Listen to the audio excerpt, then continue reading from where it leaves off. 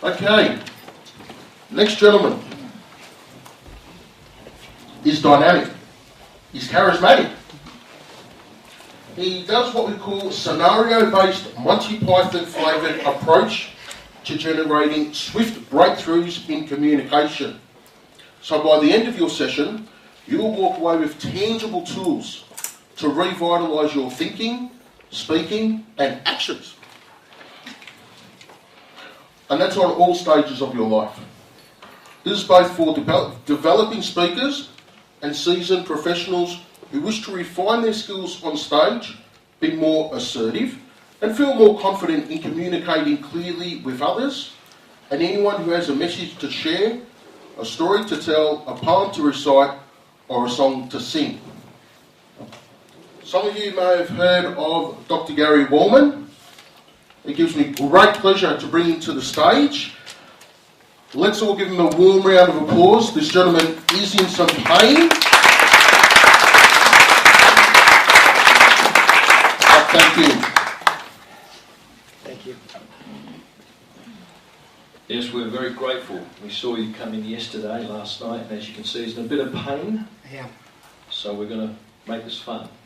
We'll include that as part of what's been shared so far. Absolutely. So many of the moments that have been just shared a few moments ago are the breakdowns and the breakthroughs so many of us have had. And indeed, whether it's telling a story to give a picture and give a feeling of a live vibrancy to the points that all of us have here to make, I too am ready to reveal this vulnerability, which in so many years in our culture has been played down as truly our developing strength. We're here to support each other and bring out that greatest, as you do so well already, authenticity, transparency in ourselves and each other. That's what I'm here as a stand, as a sit in this case from now. So let's kickstart the session with the first question. You're a doctor. What are you a doctor in? PhD doctor. Yeah, okay, that's a PhD doctor in transpersonal psychology and expressive arts therapy. And what that actually comes from Gary is a background. Many years before I became a speaker, I was in the very early ages of the holistic human potential movement, developing a form of body therapy, which someone mentioned, Martin, the Monty Python approach, where I have learned to stretch the muscles and speak in rhyme. Not to be silly, but to transport people on a whimsical vision quest to shift through breath, sound, visualization, stretching, and rhyme at the same time.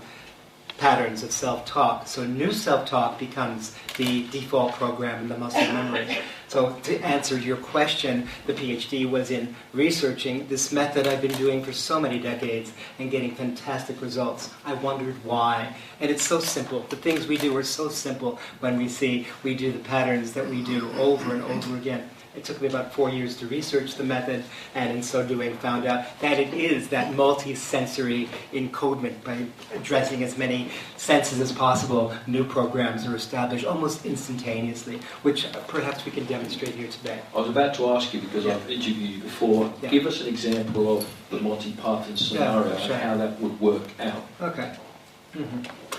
Okay. Stand up with me, everybody. Easy for me to say. So much of the time we want to look good, we want to get things right?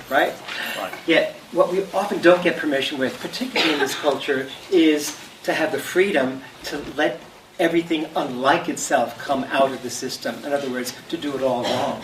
So I'm going to encourage you for a moment now to say the following words, and then we'll do it in a particular way. There'll be a little bit of space between you and each other so you have room to move. The words are this, something we all want deeply, reverently, all the time. The words are simple. Say these words after me. It's easy for me, to reach you, with my message. That would be great if it were always true. Right? And it's a great focus to have. However, because that's not always true, why not? Instead of making that wrong, give ourselves, Monty Python, permission to exaggerate that worst fear. So, if you turn your head when you're looking at people, if you muffle your words or crouch down or slur or in any way hesitate or stutter, whatever you ordinarily do that is a problem that you realize is in your way, I'm going to ask you now, no one's watching you but me, to exaggerate that while you say the words, do something that's ridiculous. Ready? It's easy for me to reach you with my message in a ridiculous way. Ready, go. It's easy for me to reach you with my message in a ridiculous way. Fun. Yet the purpose of that was not just to have the fun, but to bring out that permission to do what we're all so self-conscious of doing. Now, take your right hand, place it at the base of your spine, and for just a moment, instead of trying to impress someone out there or have someone believe in you because of your excellent skills and being able to be an orator, whatever it is that you use in the past, instead of trying to reach out with that intended message, the same words now directed down and into yourself first as your worst critic and best audience. So with your hand there, at the base of the spine, the same words with a heartfelt, fiery lance of intention through your spine to the center of the earth. Notice the difference when you receive the same message first. Instead of up and out, down and in. The words are, it's easy for me to reach you with my message. Go. It's easy for me to reach you with my message. Excellent. Now have a seat. What did you notice from that when you didn't try to reach someone out, when you reached yourself first? Who had a bit of an aha there? Anybody? What was yours, Emma? Hang on. Marty, we need to... Okay, great. So we can capture this all on camera. Okay. Where were we? Emma.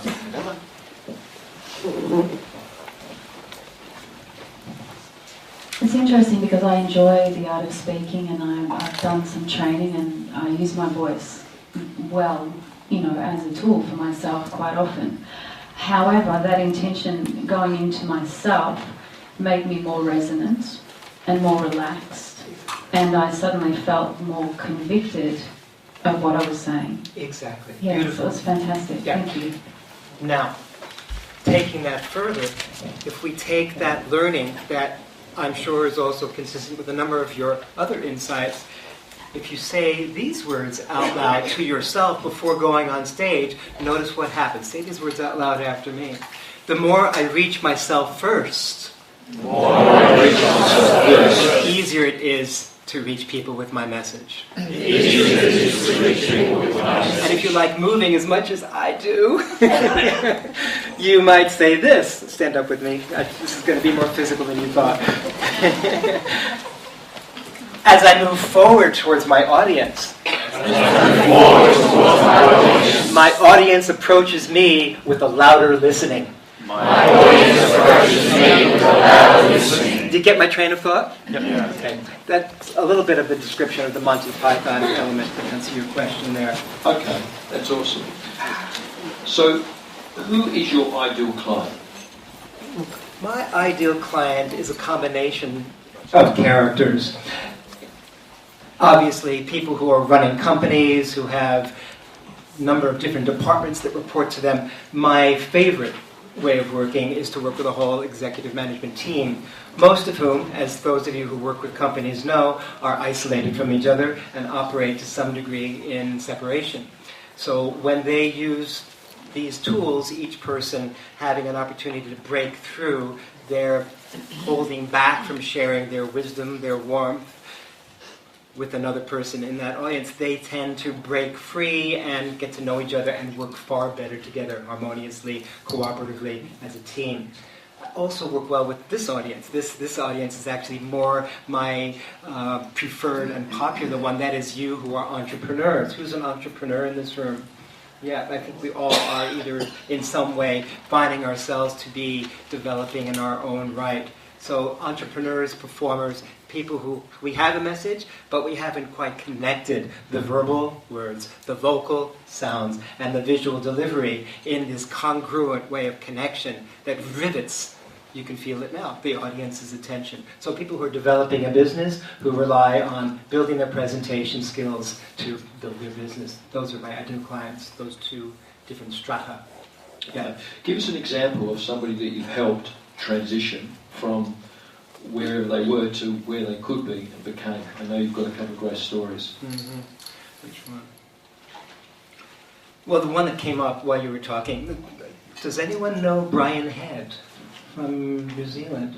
I spent a lot of time in New Zealand before I came out here about 20 years ago, 30 years ago.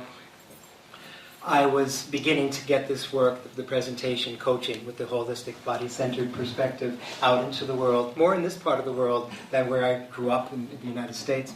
And I was living at the time, spending a lot of time in Auckland, actually a little island called Waiheke Island. Who knows Waiheke Island? This great place, isn't it?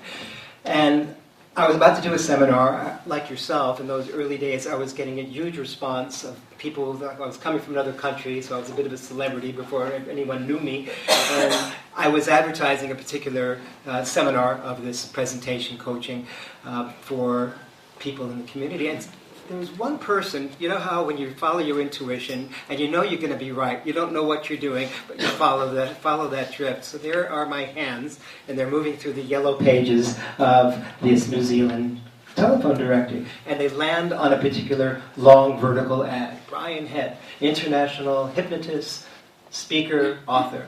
I thought, okay, the man's either going to be top of his game, full of himself, doesn't need anybody, or perhaps there would be some. I felt it. You know, you feel the energy before you do something. I called him up. He was so happy to hear from me. This is already an elderly man. Yet he talked to me. He said, you know that ad that I had in the yellow pages? I spent $10,000 in that ad, and you're the only person that ever called me. Get over here quick. So I took the catamaran over to meet him. And there he was. He was about to do a presentation to a large group of people, similar to this size. And he was speaking to the group, introducing his skills and expertise. He was shouting to the audience, as some speakers do. Quite offensive for my deep sensitivity. Brian, who were you shouting at? And the next day, when I had a chance to do a private session with him, to be able to answer that question, he burst into tears. And he said, oh my God, I've been shouting as a professional speaker. I'm very successful at what I'm doing, but my father never heard me. I've been shouting for him to hear me all these years. Now he's sobbing and sobbing and sobbing. His voice softened, sweetened. And that was a turning point in his life. He was already a successful speaker, but out came his tenderness, his humanity, his natural caring. That's the moment that comes to mind when you ask me that question. Beautiful moment. So how do you help? You've given us a few examples and got us to do some exercises. Yeah. How do you help people bring that authenticity, that realness, that real person? Yeah. In other words, become the bird, the butterfly. That's right. Exactly. The eagle. I developed different tools. I love combining work with the physical body with actually mental structures, simple tools that are easy to remember. One of them is a tool of developing self-talk. As you know, listening even now, listening to me. There's all of these words inside about your own thoughts, about my presentation or how you're relating to it, the distracting thoughts that are taking place. You know the comment from Emerson, the wonderful poet, who was noted to have said, who you are speaks so strongly, I cannot hear a single word you say. There's been different adaptations about it. What would happen if you take the words you say, the gestures you make, the voice tones you make, and put it together in such a way that there's even a stronger ability to be resonant with your message? So here's a simple exercise. I'll tell it by a story. It's better. Thank you. Once upon a time, it was about 25 years ago, I was living in Boston, and there was a man named Ken Fetterman. He happened to be a chartered accountant and barrister. He had just developed a new business in estate planning, but no one was purchasing his product. I had a large ad in something called Lawyers Weekly there in Boston, and saying I help lawyers make more effective courtroom presentations. So he brought me into his office, and I meet this tall, good-looking, energized being. I look at him and I think to myself, why would anyone say no to him? And then it occurred to me, having the background that I had with psychodrama and the understanding of the underlying motivations underneath our communication, I asked him, Ken, if you could step in back of yourself, as you're thinking about this for yourselves right now, and consider a different self-talk that would mobilize you to be magnetic, to draw people to you, to want to work with you, what would you say? That's your true essence. Think about it for yourselves. If you could Google 3 key words on the metaphoric universe, and it would come up with your name, what 3 key words would it be? Well, he came up with a lot of words. It was a bit waffly, but he did say, look, I'm really creative, I care a lot about people, and I always find a way of getting through difficult situations. Well, that was interesting, but it wasn't 5S enough for me. Say these words after me. Simplest, shortest, strongest, specific statement. In other words, it wasn't simplest, shortest, and strongest. It was a lot of waffling words. So I asked him to say it in the fewest words, and he said these words. Who I am is worthy. What I say has value. And people are attracted to invest in me. My products and services. So from that moment, that singular moment, out of the blue, having had many, many years as a court jester, you can still see that in me, I took these words and I asked him to sing it, to shout it, to whisper it, to do it in mime. No words. To do it in gibberish, where the intention was in the intonation. To say it in a mirror, to write it down. What do you suppose happened? His eyes were lit up. He was standing tall. There was a resonance in his residence. And I asked him to practice this. It seemed like a silly little theater exercise talking about it, doesn't it? But this simple tool, Gary, I gave to him, and what did happen to his business? It absolutely soared. I talked to him years later when I was engaged to be married with a woman in New York. I was going back every few months. I thought, I better check in with Ken. I'm talking about this guy all the time. Ken, Gary Woolman, how are you? Gary Woolman, my God, how are you? I'm just checking. I'm talking about you a lot, about that work that we did together. Yeah, it changed my whole approach to speaking. So I offer this to you to write down 3 key words. That is your essence. Doesn't have to be the right words, please. Doesn't have to be the right words at all, but those that are in the zone. So when you shout it, sing it, whisper it, say it in the mirror, it becomes embodied before anything that you have to say. Does that make sense? This is one of the tools that I've developed that is probably the most powerful one. So simple to do, to get it right with yourself first, and then others get it by osmosis. There's a beautiful, I know you wanted to ask me another question, teaching story that many, you probably heard this story, public speakers, professional speakers use. It's a story about a father and a son. And the father wanted to have some extra time for himself one Sunday morning. And he invited the son to come to his living room. Son, take this page of this newspaper.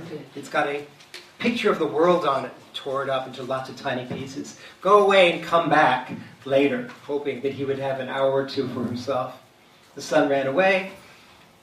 The father sits back in his chair. 2 minutes later, his son comes running back in the room. Daddy, Daddy, Daddy, I did it! I put the world together! How did you do that, son? Oh, it's easy, because on the one side, there was the world and all these pieces, very, very tricky. I couldn't figure it out. But on the other side of the page, there was a person. And when I put the person together first, the world came together by itself. I love it. Beautiful story. Awesome story. So why don't we open up, Marty? Let's get ready. Let's open up for some questions that the audience may have for you, specifically around creating a great and dynamic presentation. Don't all rush me at once. I see the cameraman raising his hand. You're just doing that. Yes? Gerald.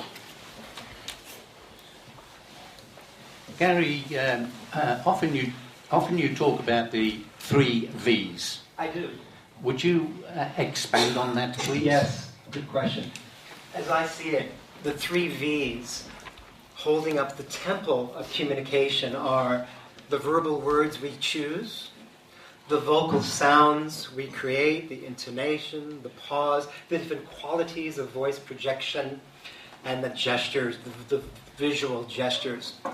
Many studies have shown that, particularly when you're looking at someone, that it's the gestures that sink in. What you remember from the speaker's message, Marceau, is so good. In a sweeping gesture, he could connote so much more than many of us can in many sentences. So my message about the 3 V's is to create that matching of the verbal words with the vocal sounds and the visual gestures. So what you say is so much more synergistic, powerful than the sum of its parts. Yeah. Next question, please. Is that a question? No. Yep. Thanks. Just briefly, I didn't get all your 5 S's down, so if you can repeat them for me, that'd be great. Thanks. I didn't get the question. Your 5 S's, if you could repeat them, S's. thank you. It's actually 3 S's. It used to be 5. Now I've shortened it a bit more because it can really be authentically, well, you know the word, shorter version of the same laborious. So it's simply, that's the hint, simplest, shortest, strongest. Okay. If you can say things with less words, it has more power.